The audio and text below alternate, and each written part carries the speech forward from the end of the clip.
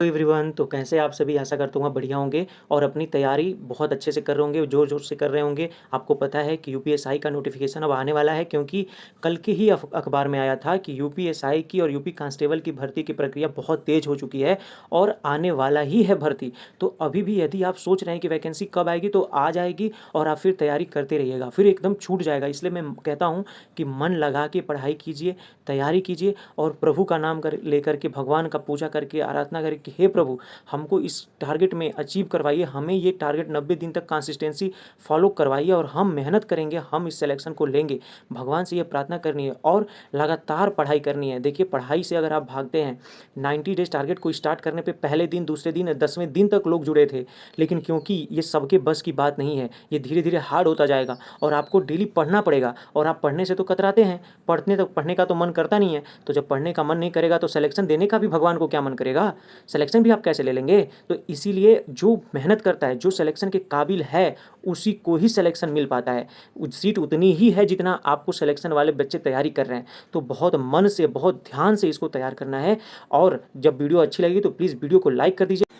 और जो 90 दिनों तक चल नहीं सकता, जो साथ नहीं चल सकता, जो 90 दिन तक अपनी तैयारी के लिए, अपना अपना बेहतर फ्यूचर के लिए जो 90 दिन तक लगातार पढ़ नहीं सकता, वो भी सोचता है कि मैं नौकरी पाऊँ। भगवान के यहाँ सभी लोग प्रार्थना करते हैं कि भगवान मेरी नौकरी लग जाए, लेकिन जो मेहनत करता है, जो उसमें पढ़ाई करता है, उसके बाद भगवान की पूजा करता है, तो और ज़्यादा सुनते हैं ना।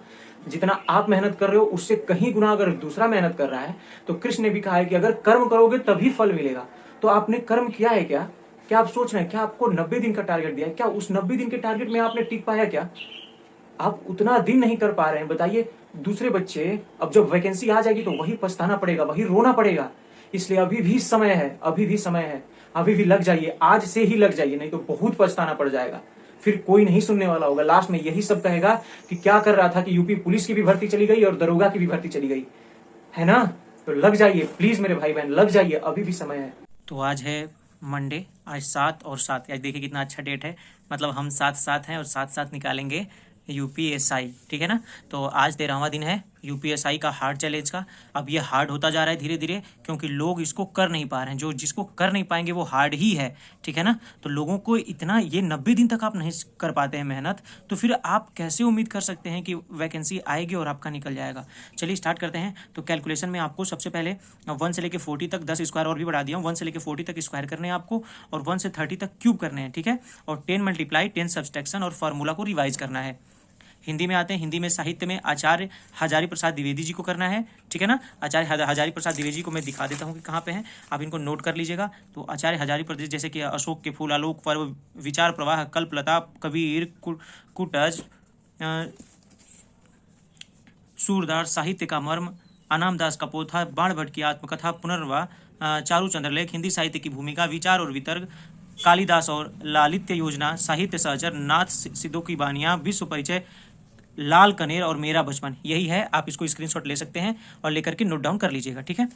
और उसके बाद आते हैं फिर 5 पर्यायवाची करने हैं, 5 अनेकार्थी करने हैं और 40 आपको विलोम करने हैं। क्लास में आपको एक क्लास करनी है लिंग, वचन, काल और कारक की, और अच्छे से इसको समझ के करना है, क्योंकि पहला चैप्टर है। तो नवीन सर से मैं कर रहा हूँ, यदि आप विवेक सर से या किसी भी सर से कर रहे हैं तो कोई दिक्कत वाली बात नहीं है, आप उसको कंप्लीट कीजिए। कोई भी टीचर खराब नहीं है, एवरीवन इज बेस्ट। अपने अपने फील्ड में सब बढ़िया है, पढ़ाने का तरीका अलग हो सकता है, लेकिन सब के सब महारथी हैं। तो लिंग, वचन, काल और कारक आपको करना है क्लास नंबर 1।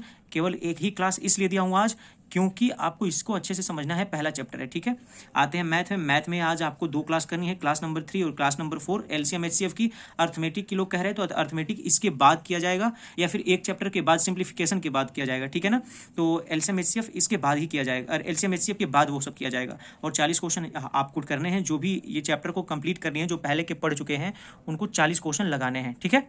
अब आते हैं रीजनिंग में। तो रीजनिंग में आप इनइक्वालिटी कीजिए, क्लास नंबर 3 केयरफुली करना है। इनइक्वालिटी की 2 क्लास हो चुकी हैं, आपने रिवीजन भी कर रखा होगा सैटरडे को, और संडे को मॉक भी लगाया होगा इसका, लेकिन फिर भी आपको क्लास नंबर 3 करनी है और बहुत ध्यान से देखनी है। उसी समय जब सर बताते हैं, चाहे संदीप सर हो या फिर अतुल वासनी सर हो या कोई भी टीचर हो, अगर बताते हैं तो उसी समय इसको कंप्लीट कर लेना है, ठीक है।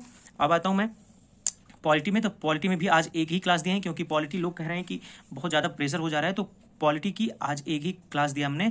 भारतीय संविधान की अनुसूचियां, एक ही क्लास थी, अगले दिन से दूसरा चैप्टर स्टार्ट हो रहा था, इसलिए मैंने क्लास 1 दिया है। तो इसमें पूरे अच्छे से समझना है कि क्या क्या अनुसूचियां हैं, कितनी है, उसमें क्या क्या दिया हुआ है, ठीक। मूल विधि में यदि आप राम भरद्वाज सर से कर रहे हैं तो मोटर वाहन अधिनियम करना है क्लास नंबर 1, और यदि आप विवेक सर से कर रहे हैं तो बीएनएस की नेक्स्ट क्लास करने हैं, यानी क्लास नंबर 24 और क्लास नंबर 25। और यदि आप टेलीग्राम चैनल पे ज्वाइन नहीं है, क्योंकि सारे टीचर्स की नोट्स, सभी टीचर्स की पीडीएफ सब कुछ आपको प्रोवाइड करा दी गई है, तो यदि आप अभी तक जुड़े नहीं हैं तो आप वहां से जुड़ करके आप कर सकते हैं। आप और चैनल को सब्सक्राइब नहीं किया है तो प्लीज़ चैनल को सब्सक्राइब कर लीजिए। और एक बात और ध्यान रखिए, जो आप पढ़े हैं उससे सोने से पहले एक बार कंप्लीट देख लेना है। ये देखना है कि कैसे जो हमने पढ़ा है वो क्या पढ़ा है, एक बार रिविजन करके ही सोना है, ठीक है ना। तो आज थोड़ी सी क्लास आपको कम मिली है, इसका केवल एक ही मतलब है कि आज आप लोग कल का मॉक जो लगाए हैं उसको एनालिसिस कीजिएगा। आज अगर आपने कल एनालिसिस नहीं किया है तो आज आपको एनालिसिस करना है, किसी भी तरीके से करना है, करके ही आपको नीचे कमेंट करना है कि आपने एनालिसिस किया है या नहीं किया है। और वीडियो कैसे लगी प्लीज़ वीडियो पे लाइक करके नीचे कमेंट कर दिया करिए, इससे हमको मोटिवेशन मिलता है, यानी आप लोग लगे हैं, पढ़ रहे हैं, और वीडियो जो मैं बना के मेहनत करके बना रहा हूँ, इस टारगेट को कंप्लीट करवा रहा हूँ, क्या उसका कुछ बेनिफिट मिल रहा है या नहीं मिल रहा है। आप नीचे कमेंट कीजिएगा आज कि क्या बेनिफिट उसका मिलता भी है या नहीं मिलता है प्लीज़। और वीडियो लाइक करके चैनल को सब्सक्राइब कर लीजिए। तब तक थैंक यू, जय हिंद।